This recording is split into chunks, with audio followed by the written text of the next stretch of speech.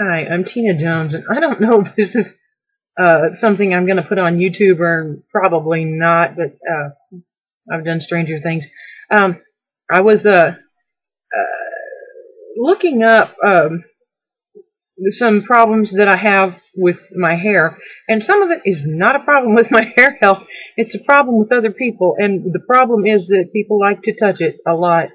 And it's not that I have trouble reading people, so that I don't know if they like it or if it's a need that they have. I don't know. I've spent my life sort of studying other people to try to figure out why they do what they do, and some. I thought this is just going to be an any woman thing. Surely to God, no woman is going to love it when some stranger, usually another woman, comes up and starts feeling your hair, and it's. Uh, no, I didn't find. I found a lot, but I'm not finding my culture. So it's just interesting to me that there are some things about me. I won't say about Asperger's, and I have Asperger's. And one of the big common things is we don't like being felt up by strangers in public. So I was very surprised, and I'm finding this stuff in different cultures, but not necessarily among white women my age. That's been very, very interesting. And there are other things. I started thinking about this. I've heard little things here and there where, a lot of times I will assume something is because I have Asperger's. Therefore, I need to, check it. I need to realize it's just me, and I need to, see if I can bend a little bit on it and stuff. And I have bent a whole lot on people feeling my hair through the years, and it has never gotten any more pleasant. And now it is okay with me if it's my child or if it's my grandchildren. If it were my mother, it would be okay. Maybe a cousin. If you are my very, very close female friend, if we are sleeping together, it's probably going to be okay with me. Otherwise, no, it's not. And that to me, there's no excuse for it. But I feel violated sometimes by this stuff, and it's usually strangers, and they get mesmerized, and they will just come up, and they never approach me from the front. It's always from the back, and I'll feel this little tickle and realize, oh, something is touching me because I can see, and I will, turn slowly, and it almost always comes with a compliment, and they have great intentions. Besides just, feeling your hair, they'll say something about your hair's so pretty or something, and I appreciate it. It's just hard to receive the compliment while I'm dealing with being felt by a stranger, and I would love for that, not to be just an Asperger's thing. To me, it sounds like common sense. You don't touch people without being invited. Sometimes people ask, "Can I touch your hair?" or something, and maybe not. It's my person. It's part of my body. It's no. I have the same. I have the same thing in different circumstances, and I go through a couple of things I've written down. One is hair touching, the other one is eye contact, and the other one is personal space. And I'm finding that in other cultures, it's perfectly normal for people not to touch strangers' hair, for people not to make eye contact, and for people to give more personal space than what I am used to experiencing. In my own culture, they're doing things that are not comfortable for me and simply don't come naturally. I'll let this continue now. And what I'm finding is that this is not Asperger's. This is cultural. And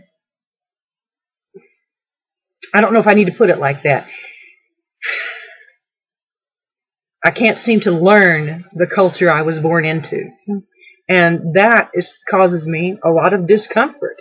So you end up putting up with things like people touching your hair who are strangers. And you kind of swallowing the feelings of you shouldn't be doing that. I don't know you, you know, and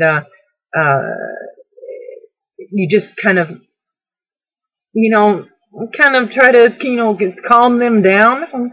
And I'm loud right now, but I'm by myself. I can, you know, be real, and no one's going to get offended. And I'll tell you how I dealt with this hair touching one time.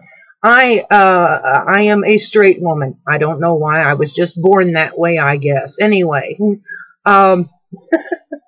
there was a woman, and I used to go to this group of friends, and we would sit around and pull up to a table and have some coffee, and I'd go there and sit with my coffee cup because it gave me something to do, and I didn't have to really talk or look at anyone. I enjoyed their company. I just, you know, really wasn't good at the exchange. So I sit there with my little coffee, and there's an aisle behind the table. And she would come along and understand that I thought the world of this woman. I really cared about her. I knew quite a bit about her. We were all pretty close. Excuse me. So she came up behind me, and I felt her, and she was doing it again. And I had, you know, said things now and then, trying to fit in, be polite, you know, not just say, you know, get off of my hair. I didn't want to. I've learned by now that I can scare people, so I don't want to do that. And you know, I do care. I'm not trying to be mean or stingy or snobby or anything like that. And I've learned that if I say something that sounds angry or sounds like I'm violated, then they'll take offense. You know, so I knew she had a sense of humor. So she came up behind me and she started playing with my hair, and I'm just, you know, froze. Oh God, she's doing it again. And I know it's going to pass. It's going to be time for us to all sit down and start talking, and she's going to quit. And what I told her was perfectly honest, but it wasn't appropriate to the situation, and I knew it. What I told her is, I'm just going to give her a name and say her name's Sarah, but I said, she's in my hair, and I said, you know, Sarah, touching my hair is foreplay to me. And she backed off.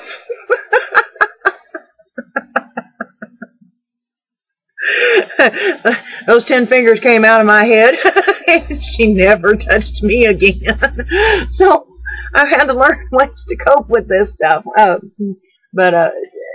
that's, you know, kind of the truth. It's, you know, part of any kind of intimate touch, and touching my hair is intimate.